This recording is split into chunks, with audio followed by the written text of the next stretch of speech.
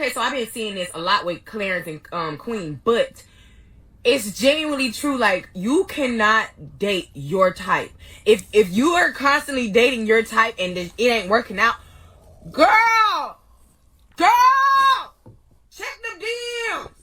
Look at his picture. If it's like, that's the one. I'm telling you, baby. When I met my boyfriend, who's my husband now, he'd even tell you, baby, it took me a little minute to, you know what I'm saying? You know, it took me about 2 days to start liking him. You know what I'm saying? I'm just being for Listen, real. ain't nothing wrong with what she's saying, all right? There's nothing, because I'm a big fan of naming the thing, okay? She seems like she's a real person to me. And this is, but I feel like there's certain things you don't do in an institution. And I think our generation seems to not understand that. You commit yourself to an institution like marriage. It's just what it is, right? But we have this thing where everybody wants to be a youth pastor. I'll explain.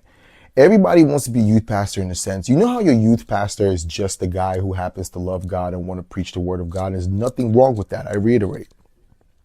But he has this affinity, he has this need to sort of connect to the youth and bring up things of the secular world that religion ultimately casts a shadow on and says, no, do not. But he needs to connect to that. You have to understand the youth pastor syndrome is a major case of marketing, right? It's just a major part of marketing.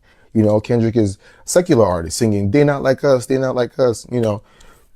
They bring it to the church. We love Jesus, we love Jesus, trying to strike a chord and it's probably A minor. It's like, I don't know, probably strike a chord and it's probably demonic. Like married people can have that problem sometimes where you have this need to connect with your single friends or try to understand what dating is like or try to pitch yourself into the conversation of what people who are single or dating are going through.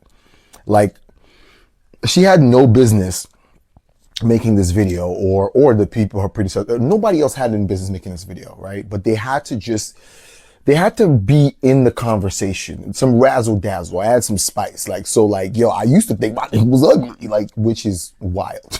You don't get a job and to provide and secure yourself and your generations or whatever, and sit there and have a casual conversation with your boss and go, this company wasn't my first pick. I ain't really plan to work here, for real.